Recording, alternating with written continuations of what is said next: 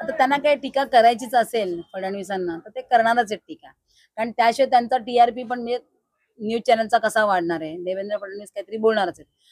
ठीक आहे म्हणायचं, आमची भरकटलेली गाडी असू दे, डबे नसलेले इंजिन असू दे, तुम्ही म्हणजे जे नवीन नवीन इंजिन जॉईन करताय तुमच्या ह्याला, त्याने कितपत तुमचा धूर निघतो ते बघा, आम्हाला काही सांगू नका. मॅडम, जर आपण बघितलं गेल्या अनेक वर्षांपासून कल्याण असेल डोंबिवलीमध्ये जी लोकसभा निवडणूक त्यामध्ये पहिल्यांदाच महिलेला उमेदवारी दिली, काय सांगाल? तेच तर मी म्हणते की ही शिवसेनेची खासियत आहे, की सर्वसामान्य कार्यकर्त्याला मोठं करणं ही शिवसेनेची खासियत आहे. आणि ते मला असं वाटतं की माननीय बाळासाहेब ठाकरेंपासून चालत आलेलं आहे. आणि उद्धवजींच्या धमन्यांमध्ये त्यांचं रक्त आहे हो. हे कितीही बोंबलले ना की बाळासाहेबांचे विचार आहे, यांच्यातल्या एकाला जरी फक्त एकच प्रश्न विचारा की बाळासाहेबांचे विचार आहेत काय ते आम्हाला सांगा, एकही शब्दात कोणालाही सांगता येणार नाहीये. परंतु बाळासाहेबांचे विचार कसे जगावेत हे उद्धव साहेबांकडनं त्यांनी आता बघावं.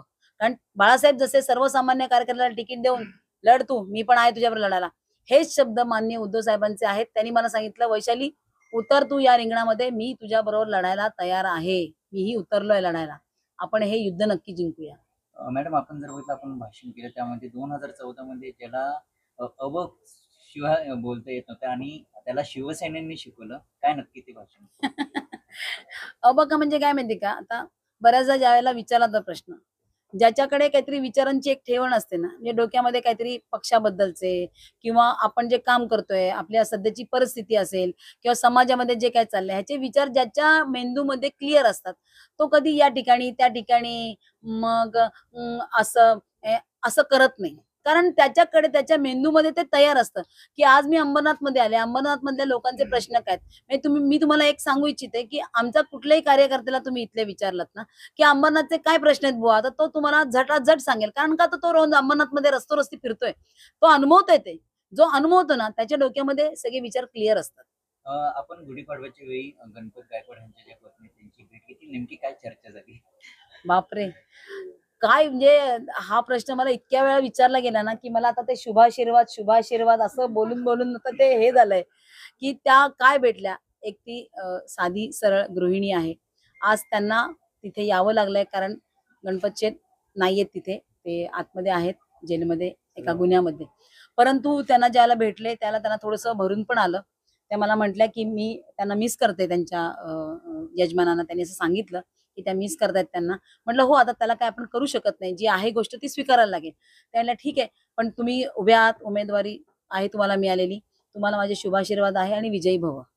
मॅडम, जर आपण बघितलं अंबरनाथ असेल, उल्हासनगर किंवा कल्याण या ठिकाणी आपण फिरत आहेत प्रचारासाठी, नागरिकांचा कसा प्रतिसाद आहे? उदंड प्रतिसाद आहे नागरिकांचा आहे. लोक येऊन समोरून येऊन आम्हाला सांगतात आहे की आम्हाला तुमचं काम करायचंय, आमचा नंबर लिहून घ्या, आम्हाला कॉन्टॅक्ट नंबर द्या तुमच्या इथल्या पदाधिकाऱ्यांचा किंवा कार्यकर्त्यांचा, आम्हाला आमच्या इथे एवढी माणसं आहेत, सगळ्यांना मशालच जिंकून द्यायची आहे. त्यामुळे उदंड प्रतिसाद आहे आणि खूप चांगला आहे.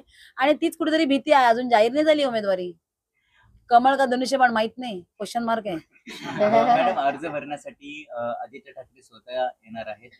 कधी अर्ज भरला जाणार आहे, कधी अर्ज? सांगते लवकरच. मॅडम, एक शेवटचा प्रश्न आहे. जसं त्यांनी म्हटलं की महिलेला उमेदवारी दिली गेलेली आहे, याचं श्रेय सुद्धा कुठेतरी महायुती सरकार घेते. म्हणते की 33% आरक्षण महिलांना मिळाल्यामुळे आज ते कोणी दिलं 33% आरक्षण? सुरुवात कोणी केली? माननीय शरदचंद्रजी पवार साहेबांनी सर्वप्रथम 33% आरक्षण आणलं महाराष्ट्रामध्ये. हे लक्षात आहे का? त्यांना माहिती आहे का याची? माहिती करून घ्या म्हणायचं. त्यांनी आणलं आरक्षण, ज्याला ते पंचायत राज आणखीन स्थानिक आपल्या संस्थांमध्ये, स्थानिक संस्थांमध्ये आलं. बरोबर आहे, म्हणजे महानगरपालिका नगर. त्याच्यानंतर आज ते पुढे सरकलेलं आहे. आज ज्यांनी ते आरक्षणाचा विषय मांडलाय तो कम्प्लीट व्हायला, त्यासाठी सेन्सस व्हावं लागेल, महिलांची संख्या किती आहे, काय आहे, हे सगळं व्हावं लागेल. त्याला येईपर्यंत 2029 उजळू शकतं, आता नाही. आता म्हणायचं सर्वसामान्य कार्यकर्त्याला दिलेलं आहे, ते फक्त ध्यानात घ्या. ओके.